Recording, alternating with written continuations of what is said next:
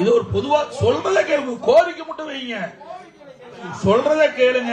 முன்னாள் முதல்வர் எடப்பாடி பழனிசாமி இன்று விவசாயிகளுடன் நடத்திய கலந்துரையாடல் நிகழ்ச்சியில் விவசாயி ஒருவர் எடப்பாடி பழனிசாமி அவர்களிடம் வாக்குவாதம் செய்திருப்பது பரபரப்பை ஏற்படுத்தியுள்ளது.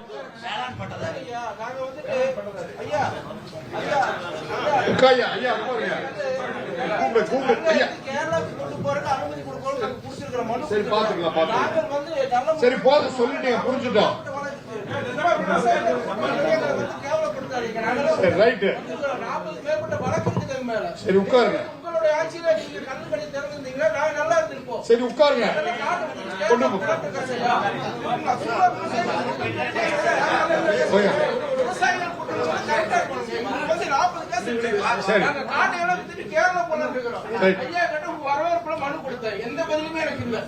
போங்க. சரி போதும், புரிஞ்சுட்டாங்க தம்பி. கரெக்ட்.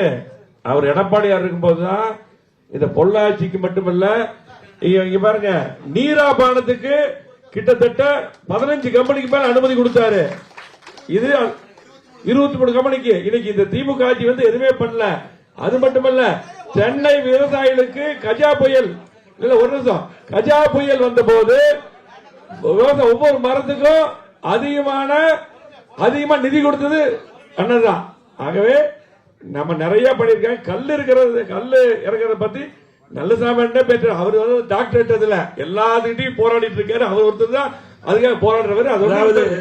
அதாவது உங்க பிரச்சனை மட்டும் பார்க்க கூடாது, முதல்ல புரிஞ்சுக்க. இது தமிழ்நாடு, தனிப்பட்ட முறையில் யாருக்கும் பண்ண முடியாது. இது ஒரு பொதுவா சொல்றதை கேளுங்க, கோரிக்கை மட்டும் வைங்க, சொல்றதை கேளுங்க. இது 8 கோடி மக்கள் இருக்கிறாங்க, நீங்க கொஞ்சம் இருங்க. சும்மா ஏங்க இவ்வளவு பேர் இருக்காங்க, ஒன்னா புரிஞ்சுக்க வேணும். தம்பி, நீ யார் போறங்க? அவருக்கு நீங்களும் சீட்ல போறங்க. ஒருத்தர் கோரிக்கை வச்சா கமெண்ட்ப்பா ஏங்க, நீங்க கோரிக்கை மட்டும் வைங்க. அதாவது வந்திருக்கிறாங்க, ஒவ்வொருத்தருக்கும் ஒரு தொழில் பண்றாங்க, பல அமைப்பு இருக்குது, அவருடைய பிரச்சனையை சொல்றாங்க. அது மாதிரி அண்ணன் கல் நல்லசாமி அண்ணன் வந்து அவருடைய பிரச்சனையை சொல்றாரு. அதோட ரைட்டு, நீங்க இப்படி இருக்குது அப்படி இருக்குதுன்னா அதெல்லாம் வந்து இந்த பொதுவான இடத்துல நான் பார்க்கக்கூடாது. இதெல்லாம் பதிவாகும், முதல்ல புரிஞ்சுக்கங்க. ஒரு இடத்த ஒரே நிமிஷம், ஒருவர்னா பொதுவா தான், ஒரு முதலமைச்சரோ ஒரு எதிர்க்கட்சியோ பொதுவா தான் பேசுவோம். அத்தனை மக்களுடைய எண்ணங்களையும் பிரதிபலிக்கிற மாதிரி தான் இருக்கணும் ஒழிய உங்களுக்கு கஷ்டம் இருக்கு நாங்க இல்லைன்னு சொல்லல. அதுக்காக மற்றவர்கள் என்ன பாதிக்கிறாங்களோ அதையும் பார்க்கணும்.